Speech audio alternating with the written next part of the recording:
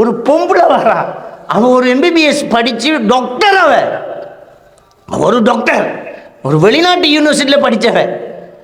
அங்கே தூள்பாவனைக்கு ஆளாயிட்டான். அவள் ஈசா நபியோட வைஃபான்.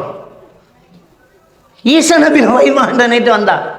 அப்போ எந்த அளவுக்கு இதனுடைய அந்த தாக்கம் இருக்குன்னு பாருங்க. அது கிரவுண்டியஸ் டெலிஷன் ஏற்பாடு. அப்போ அந்த பிள்ளைக்கு மூளையில் ஒரு உருவம் என்று பேசுது என்று தகவல் சொல்லுது. அப்போ நான் அந்த பிள்ளைகிட்ட வேறு வேறு சிம்டம்ஸ்கள் கேட்குறேன். அதாவது இந்த ஸ்கிசோப்ரினியாவுக்குரிய சில சிம்டம்ஸ்கள் இருக்குது, அது டெலியூஷனுக்குரிய சிம்டம்ஸ். அந்த சிம்டம்ஸ்களை கேட்குறேன், இப்படி இருக்குதா, இப்படி இருக்குதா, இப்படி இருக்குதா, இப்படி இருக்குதா, அதெல்லாம் கிடையாது. அப்போ அடுத்தது என்ன நினைக்க வேண்டியிருக்குது, இது போதை வஸ்து பாவனைக்குத்தானே வரும், இது பொம்பளை பிள்ளையாச்சே, இது எப்படி பாவிச்சிருக்கோன்னு நான் யோசிக்கிறேன். விளங்கிட்டான். நம்ம ஆக்களுக்கிட்ட போய் இதை சொன்னோன்னா ஐயோ ஜின்னோண்டு வருகுதுன்னு அதுக்கிட்ட போய் வார ஜின்னுக்கிட்ட எங்கட வீட்டுக்கு மென்னையாலும் இருக்கு.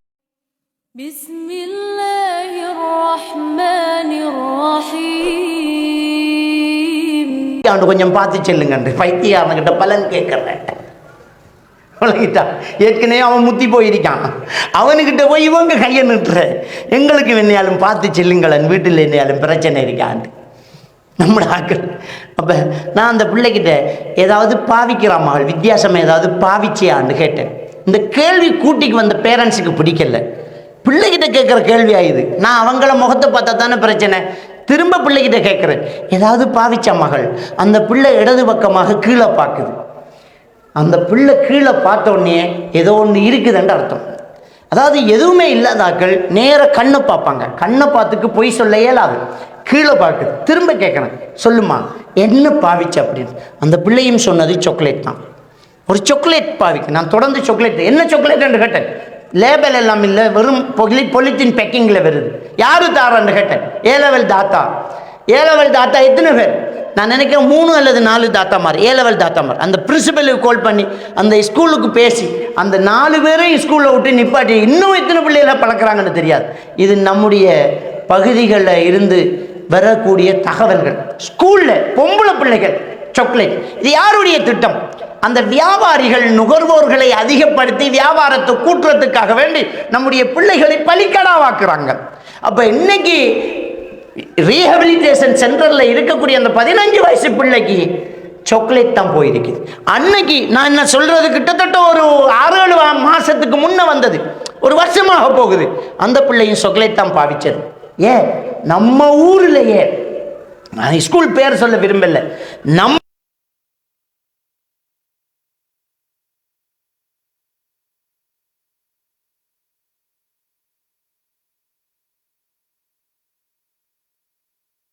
எடுத்து பார்த்தா ஐஸ் தான் திண்டை.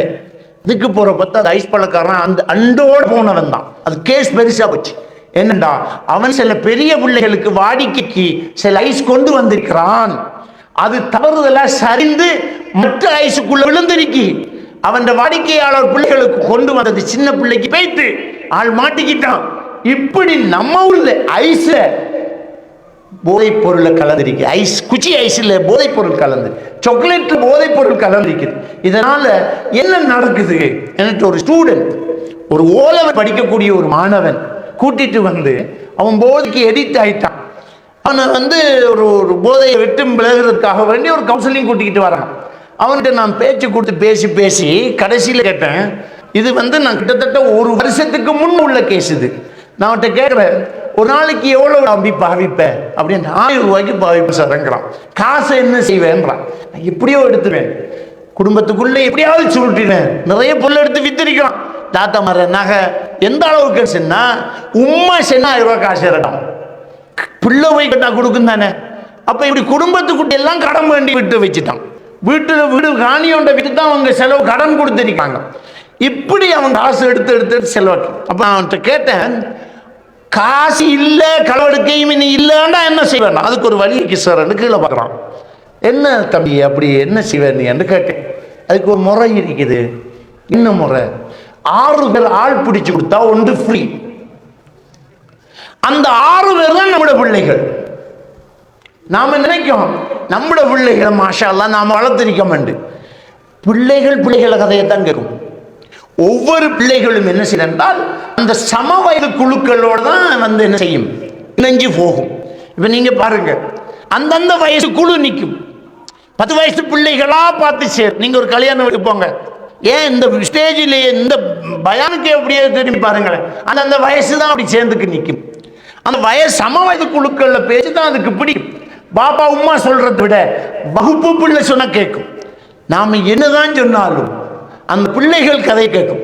இவன் என்ன செய்வான், அவனுக்கு தூள் பாவிக்கணும் காசு இல்லைன்றால் 6 பேர் ஆள் பிடிப்பான். அவன் அந்த நேரம் சொந்த சுய சிந்தனையில் இருக்க மாட்டான், அப்னோமலா இருப்பான். அவன் 6 பேர் ஆள் பிடிச்சே ஆகணும். அது சொந்த தம்பியா இருந்தாலும் சரி, சொந்த மச்சினா இருந்தாலும் சரி, மச்சானா இருந்தாலும் சரி, அது யாரா இருந்தாலும் சரி, அவனுக்கு கண்ணு தெரியாது. 6 பேர் ஆள் பிடிப்பான். ஆளை பிடிச்சு குடுத்து போட்டு 5 7 அவன் உண்ட வேண்டிப்பான். இந்த 6 பேரும் திரும்ப பழகுறான். இப்ப இது எப்படி பரவுதுன்னு சொன்னா, இந்த பிள்ளை என்ன செய்யுது, அந்த சாக்லேட்டுக்காக வேண்டி அந்த காதல்ல மயங்கி ஆள் பிடிச்சு கொடுத்திருக்கா. 12 பிள்ளைகளை அவன் மட்டும் பிடிச்சு கொடுத்திருக்காள். இப்படி எத்தனை லவ்வர்ஸ் அவங்களுக்கு இருக்கும், எவ்வளவு பேர் இப்படி எடுக்கிறாங்க. அது மட்டும் இல்லைங்க, இன்னைக்கு நிறைய பேர் லவ் பண்றது, இந்த பிள்ளை இந்த போன்ல லவ் பண்றது. இந்த லவ்வர்ஸ் என்ன செய்யறாங்க என்றால், தூள்பாவனையாளர்கள் தான் லவ் பண்றாங்க. இந்த பிள்ளைகளுக்கு விளங்குறது இல்லை. இந்த போன்ல எடுக்கிறது லவ் பண்றது. நம்மளை பெத்து வளர்த்த தாய் தகப்பன் நம்மளுக்கு ஒரு சோடியை சேர்த்து தருவான் நம்பிக்கை இல்லையே அவங்களுக்கு. உன்னை வயிற்றுக்குள்ள இருக்கும்போது யாருன்னு தெரியாம தானே அன்பு காட்டினாங்க உமாவும் பாப்பா. நம்மளை பார்த்து பழகிறவனான காதலன் உன்னை பார்த்து உன்னை பிடிச்சு நீ ஒரு அழகா இருக்கிற, குமரா இருக்கிற, பொம்பளை பிள்ளையா இருக்கிறன்னு தானே விரும்புறான். ஆனா நீ யாருன்னு தெரியாம விரும்பினது நம்முடைய உமாவும் பாப்பா. வகுத்துக்குள்ள இருக்கக்குள்ள ஆம்பளை பிள்ளையா தெரியா, பொம்பளை பிள்ளையா இருந்து தெரியா, நல்லதா கெட்டதா, கருப்பா சிவப்பா, குருடா செவடா மொடமா எதுவுமே தெரியாது. உன்னை பார்த்து பார்த்து வளர்த்து உன்னை உசுர விட்டு பெத்து உனக்காக உழைச்சி செலவழிச்சு நீ கேட்கறதெல்லாம் கொடுத்து உனக்கு நம்பிக்கையும் வச்சு உன்னோட அவ்வளவு இறக்கமா இருந்து உனக்காக வீடு கட்டி, அது ஹராம், சீதன் கொடுக்க கூடாது. ஆனா நம்ம ஊர் வளம் என்ன, ஒரு பொம்பளை பிள்ளைக்கு வளவு விடுவாங்க, ஊட்ட கட்டுவாங்க, அதுக்கு நகை சேர்ப்பாங்க, கனி ஒன்று வேண்டுவாங்க, காசு எடுப்பாங்க, மாப்பிள்ளை தேட தொடங்குவாங்க. இந்த மாப்பிள்ளை நல்லமா அந்த மாப்பிள்ளை நல்லமான்னு இவங்க தேட வேண்டியதான். அது வீட்டுக்குள்ள மாப்பிள்ளையை கொண்டாந்து வச்சுட்டு அது போன்ல ஒன்றை தேடிச்சு. அந்த தேடின சாமான் எப்படிப்பட்டதே யோசிக்காது. அவன் கஞ்சா குடிக்கானா, கூழ் குடிக்கானா, அவன் பீடி சிகரெட்டு குடிக்கானா, அல்லது அவனுக்கு ஏற்கனவே 4 பொண்ணு இருக்கா, பொண்ணு தேவையில்ல, அவர் சங்கம். இதான் அந்த பிள்ளைகள் மோடத்தனம். அப்படியே அதை என்ன செய்து விரும்புது. இப்படி விரும்பி அந்த தாய் தகப்பனை தூக்கி உதைச்சு போட்டு ஒரு 17 வயசு பிள்ளை ஓடுது என்றால் 18 வருஷமா நேசிச்சாக்கள் உமாவும் பாப்பாவும். அந்த தாய் தகப்பனை தூக்கி எறிஞ்சிட்டு 2 வருஷம் 1 வருஷம் லவ் பண்ணவனோட ஓடி போறாளே, உலகத்திலேயே ஆகப்பெரிய ஒரு துரோகி அவ்வளவுதான். ஒரு தாய் தகப்பனை துரோகம் பண்ணி அல்லாவுக்கு இணைக்கிறதாம் பெரிய பாவம். அதுக்கு அடுத்த ஒரு பெரிய துரோகம், ஒரு தாய் தகப்பனை தூக்கி எறிஞ்சிட்டு ஓராளே ஒருத்தி, அவள் அந்த பாவத்திலிருந்து மீள்றா. தாய் தகப்பன் மன்னிக்கணும், அல்லாஹ் கிட்ட அவள் தௌபா செய்யணும். நான் எது சொல்ல வரேன்றால், இப்படி லவ் பண்ற பிள்ளைகளை காதலிக்கிற ஆண்கள் குடிகாரனாக தூள்பாவனையாளனாக இருந்தால் அவனுடைய நோக்கம் இவளை கல்யாணம் பண்றதில்லை, இவளை காதலிச்சு இவள் மயக்கி அவள்கிட்ட பிச்சை எடுக்கிறேன். இந்த பொம்பளை பிள்ளைகள் என்ன செய்யறா, ஊட்டிக்கிற காசை களை எடுத்து காதல் என்ன கொடுக்குற பிள்ளைகள் கிட்ட சொல்ற மினிய காணல, ஒரு தோட்ட ஒன்று காணலண்டா என்ன காணாது தான் போய் நீங்க நினைப்பீங்க. ஒன்றை கொடுப்பாள், அதை வித்து ஒரு கிழமை அடிப்பாங்க. அவன் மர காப்ப காணல, முதலத்தை காணல, வீட்டு இருந்த காசை காணல. இப்படி இந்த காதலை கேட்க கேட்க கேட்க கொடுத்துக்கிட்டே இருக்கிறது. எந்த அளவுக்கு சொன்னால், என்னட்டு ஒரு பிள்ளைய கூட்டிட்டு வந்தாங்க. எதுக்கு கூட்டிட்டு வந்தாங்கன்னு சொன்னா, வீட்டுல நிறைய களவு போகுது, நகை காணாது போச்சு. இப்படி இப்படி இப்படி இப்படி இப்படி இப்படி போய் கடைசியில் இவர் வெளியில பெரிய கடை, இவர் என்ன செய்யறார் என்றால், கடை காசை கொண்டாந்து கொடுக்க வைக்கார்.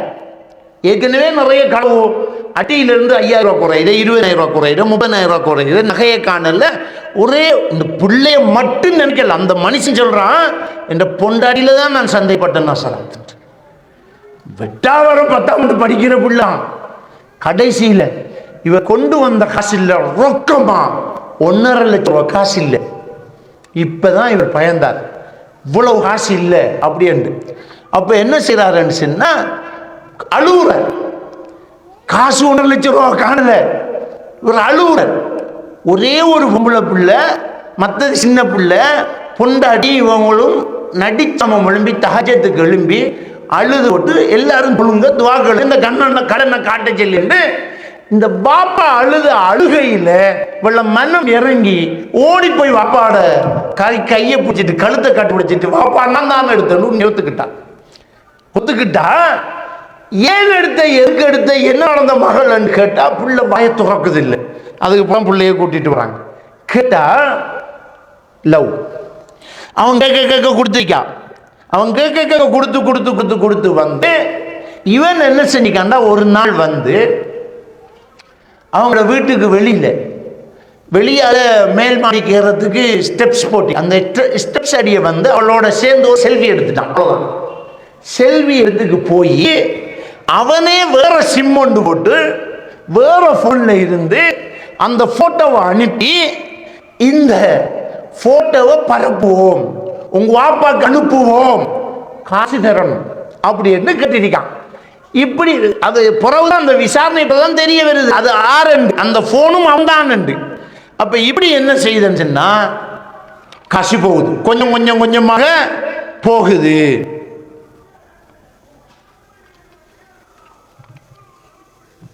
ரைட். அப்ப இப்படியே போயிருக்கிறதால என்ன நடக்குதுன்னு சொன்னா அந்த போட்டோவை வச்சு மிரட்டுறோம் பாப்பாவுக்கு. இந்த பிள்ளைக்கு மானம் வைத்து பாப்பா கிட்ட இது பெரிய பிரச்சனை தான் எடுத்து கொடுத்துக்கிட்டு இருக்கு. எப்படி கொடுக்குற அப்படின்னு சொன்னா பக்கத்து வளவு வெறும்பளவு, அந்த வெறும்பளவுக்கு காசை சுருட்டி எறிஞ்சிட்டேன் அவர் அந்த இடத்துக்கு போற. இதான் நடக்குது. கடைசியாக 1.5 லட்சம் ரூபா உடனே தரணும். அன்னைக்கே ஆடும் பாப்பா எடுத்துக்கிறவன் பாப்பட காசுங்க அது சரியா இல்லாட்டி இன்னும் போட்டோ அனுப்புறோம்னா தாரன் இந்த பிள்ளை 1.5 லட்சம் ரூபா சுட்டி எறிஞ்சா இவர் வந்து எடுத்து வைத்தார். இதுதான் சொந்த வாக்குமூலம். அதுக்கு பிறகு அந்த சம்பந்தப்பட்ட அதிகாரிகளுக்கிட்ட அந்த தகவலை கொடுத்து அதுக்குரிய உளவுத்துறைகள் வந்து அந்த பிள்ளைகிட்ட போனை பேச வச்சு திரும்ப காசு கேட்கிற வாய்ப்பை காத்துக்கிறது. இப்போ எறிகிறோம்னு சொல்லி இவர் காசை எறிஞ்சதும் அங்க பதுங்கி இருந்த துறையினர்கள் வந்து ஆளை கைமையுமா பிடிச்சிட்டாங்க. புறம் எனக்கு அவங்க கோல் பண்றாங்க. நான் அது சம்பந்தப்பட்ட ஆக்கத்தை எல்லாம் பேசி தகவலை கொடுத்துட்டேன். அவங்க எல்லாம் செஞ்சு பிடிச்சிட்டாங்க. அதை பிடிச்சு பார்த்தா அவன் தான். அது அந்த போன் அந்த போட்டோவை லீக் பண்ணது அவன் தான். இதுவும் நடந்துகிட்ட 1 வருஷத்துக்கு மேல. நான் என்ன சொல்றேன்டா, இந்த லவ் பண்றவன்களே என்ன செய்யறாங்க என்றால் இந்த பொம்பளை பிள்ளைகள் வச்சு வீட்டில் இருக்கிற காசை கறக்குறது. இது ஒரு சாரார் நடந்துகிட்டு இருக்குது. இப்படி ஒன்று. இதே மாதிரியாக இன்னைக்கு பாவனையாளர்களை காசு இருக்கிறது. உம்மா வாப்பா அம்மா நிறைய பேர் வெளியில சொல்ல முடியாம உள்ளுக்குள்ள தவிச்சுக்கிட்டு இருக்கிறாங்க. காசை கேட்டு விட மாட்டேங்கிறான். பாப்பாவுக்கு கை நின்ற அளவுக்கு பிள்ளை வரான். காசை கொடுத்தே ஆகணும். எடிட் ஆயிட்டு என்ன செய்யற, எங்க இடத்துக்கு ஓற என்று தெரியாது. இப்படி வந்திருக்கு. கல்யாணங்கள் பிரியுது. இப்படி இந்த பாவனையாளர்கள் இப்படி ஆயிட்டு போறாங்க. அப்ப இதுலதான் இது பரவுது. எப்படி பரவுது என்றால் அவனுக்கு தேவையான 5 பேர் ஆள் பிடிச்சு கொடுக்கணும் இல்லையா. இந்த வியாபாரிகள் அவங்களோட வியாபாரம் நடக்கணுங்கிறதுக்காக ஆக்களை பழக்கிறாங்க இல்லையா. இப்படி நடந்துகிட்டே இருக்கு. யாருக்கு பழக்கிறான் தெரியுமா? எவன் வீட்டுல காசு கூட இருக்குமோ அவனை தான் பிடிக்கிறது. வசதிக்காரன் பிள்ளை, பெரிய குடும்பத்துக்குள்ள இருக்கிற பிள்ளைகள். அந்த பிள்ளைகள் ஒன்றும் இல்லை. அந்த பிள்ளைகிட்ட காசு இவனை பிடிச்சா எப்படியும் காசு தருவான். அப்ப இப்படி அவைகளுடைய மனுஷன் வகுத்துல அடிச்சு நாசமாக்கி உழைக்கிற ஒரு கூட்டம் என்ன செஞ்சுட்டீங்க இருக்கு. அல்ல தண்டிப்பான், அது வேற விஷயம். ஆனா இதில் பலிக்கடா ஆகிட்டு இருக்கிறாங்க. நாம கவனிக்காம இருக்கிறோம். இந்த பிள்ளைகள் இதுக்கு பாவனையாளர்களாக ஆகி நாசமா போயிட்டு இருக்குது. நாம பார்த்துக்காம இருக்க கூடாது. பிள்ளைகளை கண்காணிக்கணும். யாரோட பழகான், என்ன செய்தான், என்ன நடக்குது. நபிகள் நாயகம் ஸல்லல்லாஹு அலைஹி வஸல்லம் அவங்க சொன்னாங்களா இல்லையா? அல்மர் அலா தீனி ஹலீலிஹி. ஒரு மனிதன் தான் நெருங்கி பழகிற நண்பனின் கொள்கையில் இருப்பான். ஃபல் யன்துரு மை யுஹாலிலுஹு. யாரோடு பழகிறான் என்று பார்த்து பழகட்டும் என்றாங்க. திருக்குறளும் அதுதானே சொல்லுது. நிழநீரும் இன்னாத இன்னா தவர் நீரும் இன்னவாம் இன்னாசி. நல்ல மதுரமான தண்ணி கூட நஞ்சானா தள்ளி வைக்கிறோமே, நெருக்கமான உறவுகள் கெட்டு போனா ஒதுக்கி வைக்கிறோமே, அதுதான் இது என்று திருக்குறள் 801வது திருக்குறளும் சொல்லுது. அப்ப நாம யாரோட பழகுறோம்னு பார்க்கணும். நம்முடைய பிள்ளைகள் யாரோட பழகுது, என்ன செய்யுது அப்படிங்கிறத கண்டிப்பா நாங்க கவனிக்க வேண்டி இருக்கு. அப்ப இந்த பாவனைகளால இது ஒரு சாரார் பாதிக்கப்பட்டு இருக்கிறாங்க. இதுக்கு அடுத்த கட்டமாக என்ன நடக்குது அப்படின்னா, இந்த பாவனையாளர்கள் போக போக மனநோயாளிகளாக ஆகுறாங்க.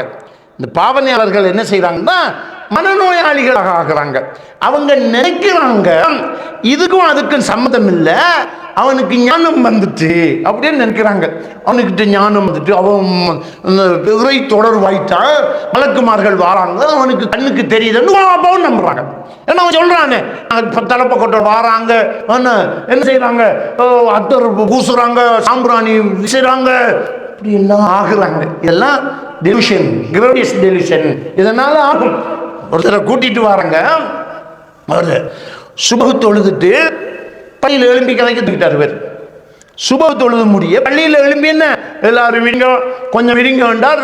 பிள்ளையும் நல்ல ஒரு பெரிய இடத்து குடும்பம், நல்ல ஒரு பிள்ளை, என்னமோ சொல்ல போறான் நாய்க்கு எல்லாம் கேட்டுட்டு இருந்தா அப்படியே சம்மந்தம் இல்லாமல் அப்படியே போய் அல்லாஹ் கிட்ட இருந்து எனக்கிட்ட நிறைய தகவல் வருது. உலகம் இன்னும் 30 வருஷத்தோட அழிய போகுது, அதுக்குரிய விஷயங்கள் நடந்துகிட்டு இருக்குது, நீங்கள் எல்லாரும் தௌபா செய்யுங்க, பாவத்தில் இருந்து மீளுங்க, அது இது அப்படின்னு காய்ச்சோன்னா இருக்கிற மவுலை ஆளை பிடிச்சி கொண்டு ஃபேசிமா ரூமுக்கு வச்சு போட்டு பாப்பாவுக்கு தகவல் கொடுத்தா, பாப்பா பெரிய ஒரு வசதியான ஒருத்தர், பாப்பா பிடிச்சிக்கிட்டு வந்தோடனே இவன் குறுக்கால காய்ச்சன அங்கே இருக்கிற மௌலை சாப் சொல்லியிருக்கார், தம்பிக்குள்ளே ஜின் பூந்துட்டாக்க மாட்டேன்.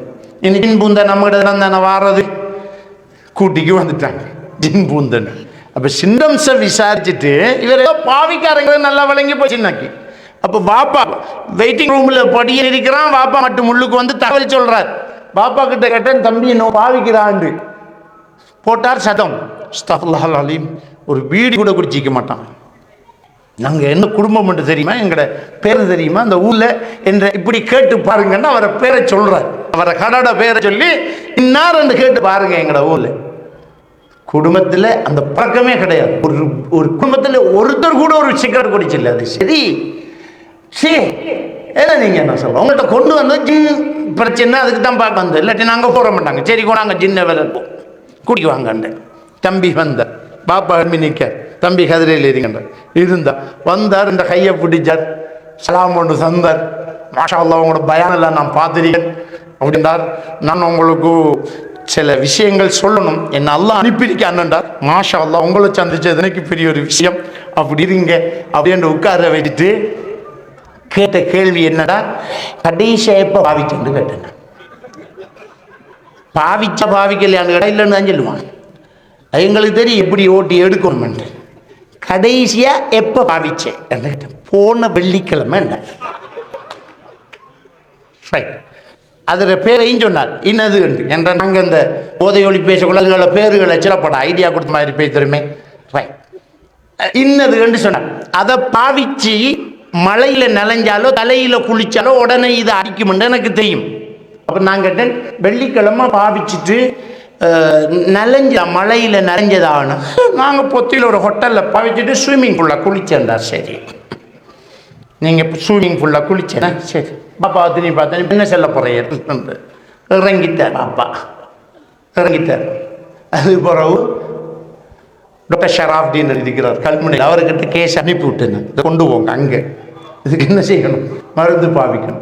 நான் என்ன சொல்ல வரேன் என்றால், இந்த அளவுக்கு என்ன செய்வாங்க, மனநோயாளிகளாக மாறுவாங்க இதை பாவிச்சால். இன்னொரு விஷயம் நடக்கும் என்னென்றால், மொத்தமாக ஆண்மை இல்லாமல் போகும்.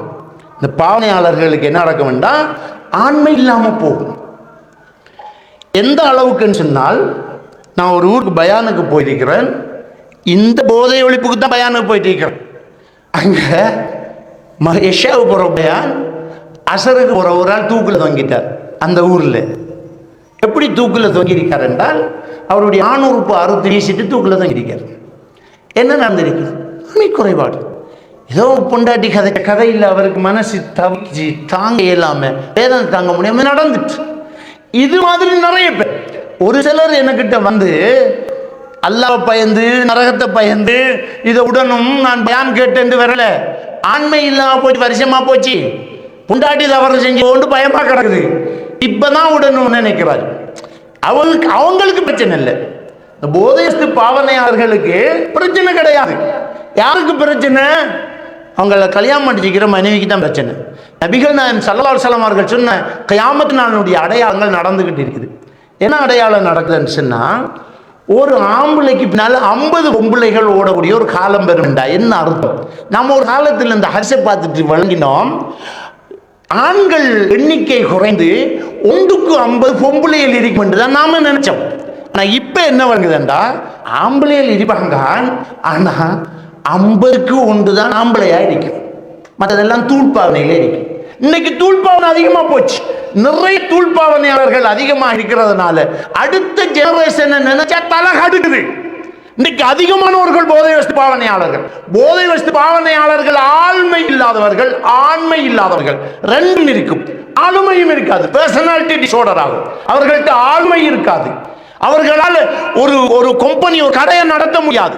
அவனுக்கு கீழே வேலை செய்தவனுக்கு பயருவான், பிள்ளை உருக்குவான், குழந்தை பிள்ளை கை நீட்டுவான், அவருக்கு எதுவுமே பண்ண முடியாது. ஒரு கட்ஸ் இருக்காது, அப்படி சொல்லலாம். கட்ஸ் என்று சொல்றது அதான் பர்சனாலிட்டி. ஒரு நல்ல பர்சனாலிட்டி இருக்காது.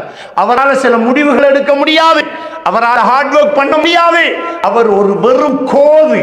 நபிகள் நாயகம் ஸல்லல்லாஹு அலைஹி வஸல்லம் அவர்கள் சொன்னதாக சௌபான் ரலியல்லாஹு தஆலா அவர்கள் அறிவித்தார்களே, யூஷக்குல் உமமன் ததா அலைக்கும் கம ததல் அக்கல்து இலா கஸ்அத்திஹா. உங்களுக்கு எதிராக பல உம்மத்துக்கள் ஒன்று சேர்ந்து அழைப்பு விடுக்கும் ஒரு காலம் வரும். யூஷக்குல் உமமன் ததா அலைக்கும் கமா ததல் அக்கல்து இலா கஸ்அத்திஹா. ஒரு சாப்பாட்டு தட்டை வச்சுக்கிட்டு வாங்கப்பா எல்லாம் ஆளுக்கு ஒரு கையை போட்டு முடிச்சிடுவோம் என்று கூப்பிடுற மாதிரி ஒரு காலம் முஸ்லிம்கள் காலி பண்ணுவோம் என்று எல்லாரும் ஒன்று சேருவாங்க. அப்ப யார சொல்லலாம், முஸ்லிம்கள் கொஞ்சம் பேரா இருப்போம், எல்லாரையும் காலி பண்றா நாங்க என்ன கொஞ்சம் பேரா, எங்களை அவ்வளவு லேஸ் அழிச்சிடலாமா அப்படின்னு அந்த சஹாபாக்கள் 1,00,000 பேர் இருக்கும் போதே தைரியமா கேட்டாங்க, எங்களா அசைக்கலாமான்னு. ஆனால் உலகத்திலேயே அதிக சனத்தொகையா இருக்கக்கூடிய இப்போ உள்ள முஸ்லிம்கள் அந்த நிலைமைக்கு வந்துட்டாங்க. ரசூலுல்லாஹி ஸல்லல்லாஹு அலைஹி வஸல்லம் சொன்னார்கள், பல் அன்தும் அக்ஸர், இல்லை, அந்த சம்பவம் நடக்கும்போது உலகத்தில் நீங்க தான் கூட இருப்பீங்க. முஸ்லிம்கள் தான் அதிகம். இன்னைக்கு முஸ்லிம்கள் தான் அதிகம். கிறிஸ்தவர்கள் 2வது முஸ்லிம் என்றாங்களே, கிறிஸ்தவர்களில் 2 பிரிவு இருக்கிறார்கள், சிலை வணங்குறவர்கள், வணங்காதவர்கள். அதை பிரிச்சு போட்டு பார்த்தா முஸ்லிம்கள் தான் அதிகம். முஸ்லிம்கள்ட்ட ஷியாவை பிரிச்சாலும் முஸ்லிம்கள் தான் அதிகம். அப்போ முஸ்லிம் நீங்க தான் அதிகம். ஆனால் வெள்ளத்தில் அடிபட்டு போற நுரைகளை போன்றிருப்பீர்கள். வெறும் கோது. கோதண்டா என்ன? தோது. இந்த தூள்பாவனையாளர்கள் வெறும் கோல் தான், அவங்களுக்கு எந்த சக்தியும் கிடையாது. இன்னைக்கு இந்த பாவனைகள் அதிகமாயிட்டு இருக்குது. இந்த பாவனை அதிகமானவர்கள் கோதுகள். இவர்கள் ஆண்மையற்றவர்கள். ஆண்மையற்று போனால் விபச்சாரம் அதிகமாகும். ஒரு ஆம்பளைக்கு பின்னால் 50 பெண்கள் ஓடக்கூடிய விபச்சாரம் நடக்கும். அதிகமாயிட்டு இருக்கு, எல்லாம் நடந்துகிட்டு இருக்குது. எங்க பார்த்தாலும் விபச்சாரம், போன்ல விபச்சாரம் நடக்குது, எங்க பார்த்தாலும் ஒரு தகவல் வந்துட்டே இருக்குது. ஆனா அவங்களாம் இவங்களோட வீடியோவாம் அண்ணா வந்துட்டான், இன்னும் ஓடினான், படம் நடிச்சான், வருது இல்லையா? அதுவும் ரசூலுல்லாஹ் சொன்ன அடையாளம் தானே. வீதி ஓரங்கள் விபச்சாரம் நடக்கும்டா. என்ன உள்ளுக்குள்ள நடந்தத போன்ல பப்ளிக் பண்ணி போட்டு அவங்க வீட்டுக்கு இருக்காங்க, அது வீதி ஓரத்துல ரோட்ல பாத்துக்கிட்டு இருக்கான், நடக்குது. அப்ப இதெல்லாம் அடையாளங்கள். இந்த போதை வஸ்து பாவனையால் ஆண்மையற்ற ஒரு சமுதாயம் உருவாகுது. இந்த முஸ்லிம்களை வேற எந்த வகையிலையும் அசைக்க முடியாம போச்சு. யுத்தங்களால, கிறிஸ்மஸ் வந்தத்தால, பள்ளியை உடைச்சத்தால, எதாலையுமே இந்த முஸ்லிம்களை அசைக்க முடியல. ரொம்ப உறுதியாத்தான் இருந்தாங்க, ஸ்ட்ராங்கா இருந்தாங்க. வியாபாரத்துல நல்லா இருந்தோம், நம்பிக்கையில நல்லா இருந்தோம், படிப்புல நல்லா இருந்தோம். நம்பிக்கையாளர்கள் முஸ்லிம்கள் அவ்வளவு நம்பிக்கையாளர்களாக இருந்தாங்க. மன்னர்கள் அணைக்கட்டு கட்டி குளம் கட்டி ஆட்சி நடத்தின நாடு நம்முடைய நாடு. எங்கெல்லாம் மன்னர்கள் குடியிருந்தார்கள் அங்கெல்லாம் குளங்கள் கட்டி இருந்தாங்க. அதனாலதான் நதிக்கரை நாகரிகங்கள் வந்தது. தண்ணி இருக்கிற இடத்துலதான் மனுஷன் குடியிருப்பான். அப்ப ஒவ்வொரு மன்னனும் கட்டின குளம் தான் அவனுடைய பலம், அவனுடைய அணைக்கட்டுத்தான் அவனுடைய தலையெழுத்து. அந்த அணைக்கட்டின் அருகிலே நம்பிக்கையானவர்கள் குடியிருப்பாட்டப்பட வேண்டும். அதனால் எல்லா மன்னர்களும் அவர்களுடைய குளங்களுக்கு, அணைக்கட்டுகளுக்கு அருகில் குடியிருப்பாட்டது முஸ்லிம் சமுதாயத்தை தான். இலங்கையின் வரைபடத்தை எடுத்து பார்த்தால் எல்லா மன்னர்கள் வெட்டின குளத்தின் அணைக்கட்டின் அருகில் இருக்கக்கூடிய கிராமங்கள் முஸ்லிம் கிராமங்கள். முஸ்லிம்கள் நம்பிக்கையாளர்களாக இருந்ததனால் அப்படி. பங்கரகமன் என்கிற ஊர் வந்த வரலாறு நம்முடைய இலங்கையினுடைய பாட செலவு இருந்தது. சில துவசிகளால் அது தூக்கப்பட்டாச்சு. பாட சிலபஸ்ல இருந்துச்சு. பங்கரகம்மைங்கிற மையங்கனை பிரதேசத்துல அந்த ஊர் வந்த வரலாறு இலங்கையினுடைய பாடத்திட்டத்தை இருந்துச்சு. ஒரு முஸ்லிம் பெண் இந்த நாட்டில் உள்ள ஒரு மன்னனை பாதுகாக்க உயிர் தியாகம் செய்த வரலாறு. அவள் என்ன செஞ்சாள்? அவரை காட்டி கொடுக்காமல் உயிர் தியாகம் செய்தாள். அந்த மன்னன் வந்து அவளை வெட்டி வீழ்த்தி ரத்தம் ஓடுகிறது. அந்த ரத்தத்தை அள்ளி உடம்பை பூசி மறக்கலே என்றான். என்னை காப்பாற்றிய ரத்தம் என்றான். அதனாலதான் மறக்கலையா என்று இன்றைக்கு முஸ்லிம்களுக்கு பேர் வந்தது என்று நான் சொல்லல, இலங்கையினுடைய பாடத்திட்டம் சொல்லிச்சு. அவ்வளவு பெரிய நம்பிக்கையான அந்த முஸ்லிம்கள் இன்றைக்கு வீழ்ந்தது. இவர்களை ஏமாற்றியது ஒரே ஒரு விஷயம், அந்த போதை வஸ்து பாவனம் மட்டும்தான் இவர்களை ஏமாற்றியது. வேற எதிலையுமே இந்த முஸ்லிம்கள் அசந்து போகல, அல்லாஹ்வுடைய மார்க்கத்திலிருந்து சருகி போகல.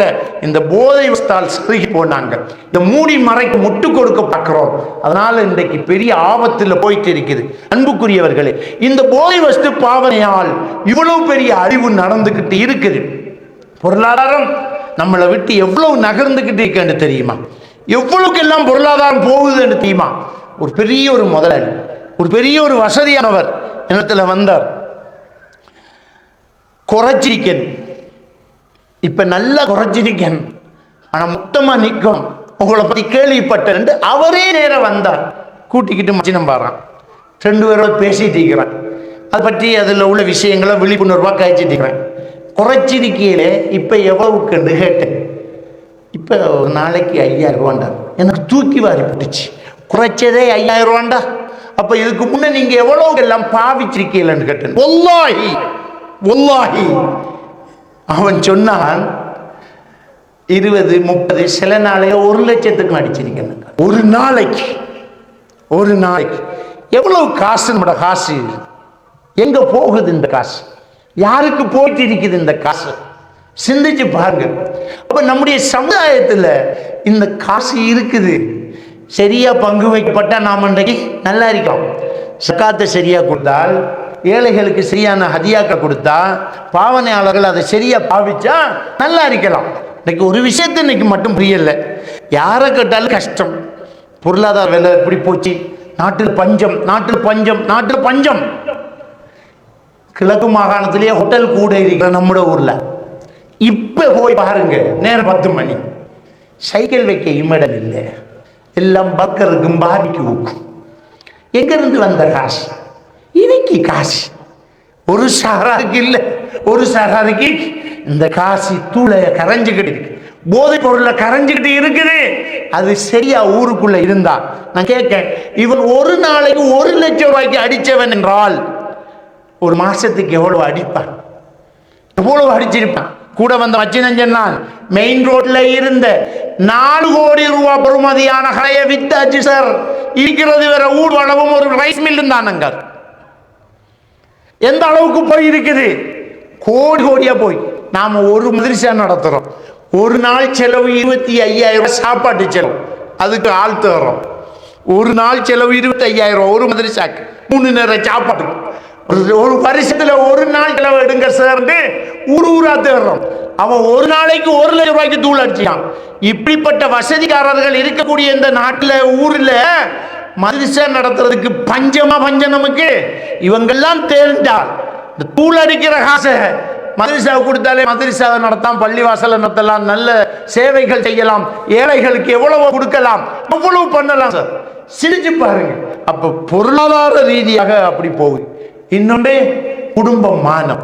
ஒவ்வொரு பாவனையாளர்களும் நினைக்கணும், நான் என்ற பொடி, என்ற உடம்பு, என்ற பணம் என்று நம்ம நினைக்க கூடாது. நாம் ஒவ்வொருத்தரும் பொறுப்புதாரிகள். நம்மளை நம்பி பிள்ளைகள் இருக்குது. பிள்ளைகளுக்கு நான் ஒரு நல்ல பாப்பாவா இருக்கணும். எந்த பிள்ளைக்கு விருப்பமா இருக்கும்? பாபா தூள்காரனா இருக்க, உம்மா தூள்காரியா இருக்க, உம்மா வியாபாரியா இருக்க, எந்த பிள்ளைக்கு விருப்பமா இருக்கு? சிந்திச்சு பாருங்க. அப்ப அந்த பிள்ளைகளுக்கு நாங்க ஒரு நல்ல தகப்பனா இருக்கணும். நம்முடைய மனைவிக்கு நல்ல ஒரு தகப்பனாக, கணவனாக, நம்முடைய கணவனுக்கு நல்ல ஒரு மனைவியாக நாம இருக்கணும். நம்முடைய மார்க்கத்துக்கு நல்ல ஒரு பிறையாக, நம்முடைய ஊருக்கு நல்ல ஒரு மனிதனாக நம்ம இருக்கணும். நம்ம என்ன யாரும் செஞ்சுட்டு வாழ்ந்துட்டு போகலான்னு நினைக்க கூடாது. கண்டிப்பா நம்ம சாதிச்சுட்டு சாகணும்.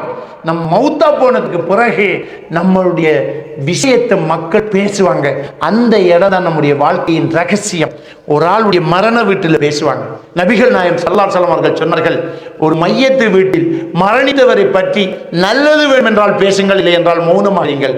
காரணம், நீங்கள் பேசுவதற்கு மலக்குமார்கள் ஆமீன் சொல்கிறார்கள். ஒரு வாழும் மௌத்தான செய்தி கேள்விப்பட்டா என்னென்ன பேசுறாங்களோ அதுக்கெல்லாம் மலக்குமார்கள் ஆமீன் சொல்லுவாங்க.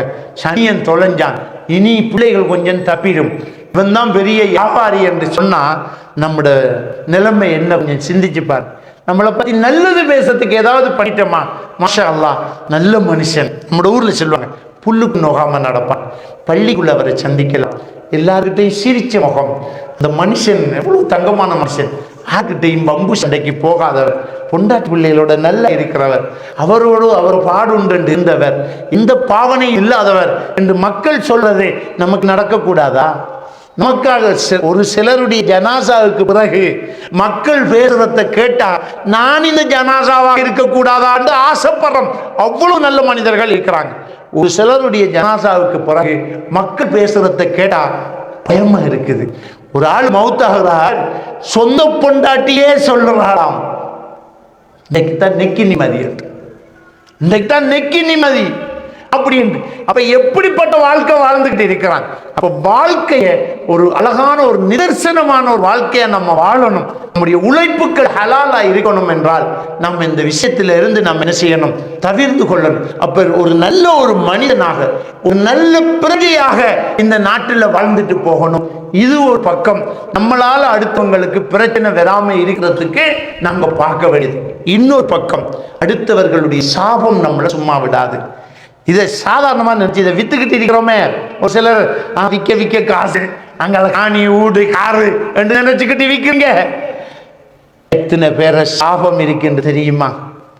உனக்கிட்ட வேண்டின ஒரு பிள்ளை துடிக்கிறத பார்த்துட்டு, அவன் தவிக்கிறத பார்த்துட்டு, அவன் வீட்டில் நடத்துற கொடுமையை பார்த்துட்டு, அவன் பொண்டாட்டி அவனால கண்ணி சிந்துறது, அவள பொண்டாட்டி அவன் உம்மா, அவன் பாப்பா, அவன் பிள்ளை, இந்த பாவனையோ சம்பந்தப்பட்ட அந்த பகுதியில் உள்ள குடும்பம் எல்லாரும் திட்டு இதை விற்கிறவனை எப்படி அழிக்கும்?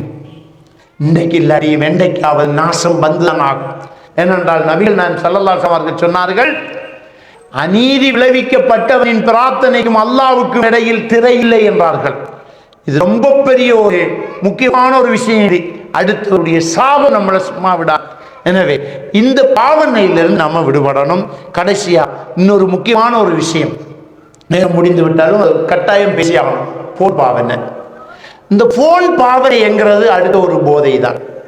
இந்த போன் பாவனையால் நம்முடைய பிள்ளைகள் பாதிக்கப்பட்டிருக்கிறதா இல்லையான்னு நீங்க பயந்தால் அந்த போனை கொஞ்சம் வேண்டி பாருங்க.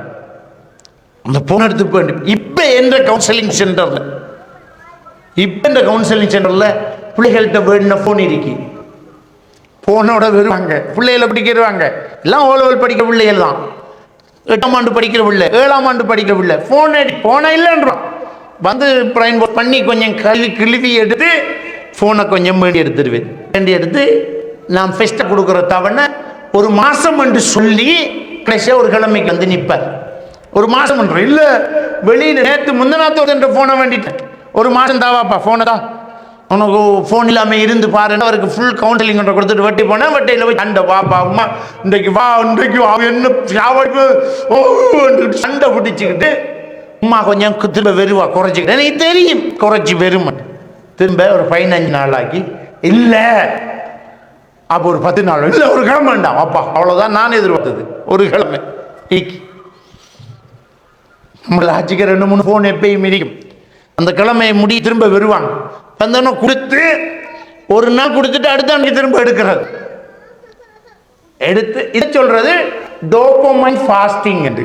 வெளிநாட்டில் இருக்குது, நம்ம நாட்டில் இல்லை. Dopamine fasting. போன் பாவனையால் மனநிலை பாதிக்கப்பட்ட பிள்ளைகள், நமக்கு தெரியாது மனநிலை பாதிக்கப்பட்ட, நம்ம சொன்னாலும் கேட்க மாட்டோம். என்ன இந்த வார்த்தையை சொல்றீங்க? அதான் அது அர்த்தம் தான். அப்னோமா இல்லையா? உங்களோட பிள்ளையோட கையில் இருக்கிற போனை எடுத்து பாருங்களேன்.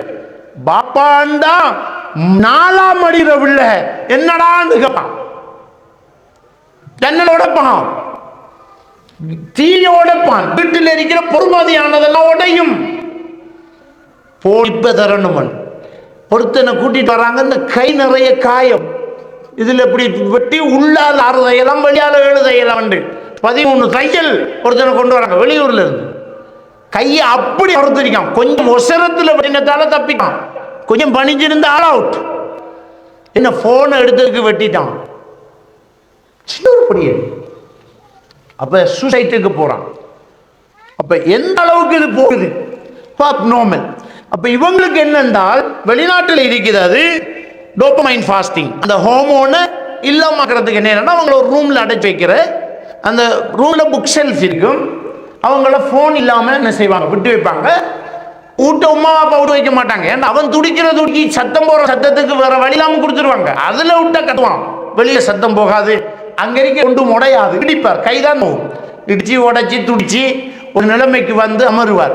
அமர்ந்தது போற மைண்ட் என்ன சொல்லுது என்றால் அதுக்கு ஈக்குவலா வேற ஏதாவது தேடும். அப்ப அங்க இருக்கிறது புக் ஷெல்ஃப் மட்டும்தான். அங்கிருந்து புத்தகம் ஒன்று எடுப்பார் என்றால் அவர் திருந்துவார். அந்த புத்தகத்தில் இப்ப கவனத்தை கூட செல்வார். வாசிப்பு. இப்போ வாசிப்புல கவனம் கூட செலுத்தும் போது இந்த போன் எடிட்டிங் அப்படியே குறையுது. தான் அந்த போன்ல இருந்து வெளியில வர்றது இது டோபமைன் ஃபாஸ்டிங் என்று சொல்றது. அப்ப இப்படி இந்த போன் அதுல ப்ளூ ஸ்கிரீன் இருக்குது இல்லையா, இந்த போன்ல உள்ள அந்த படம் ஒன்று வருகுது.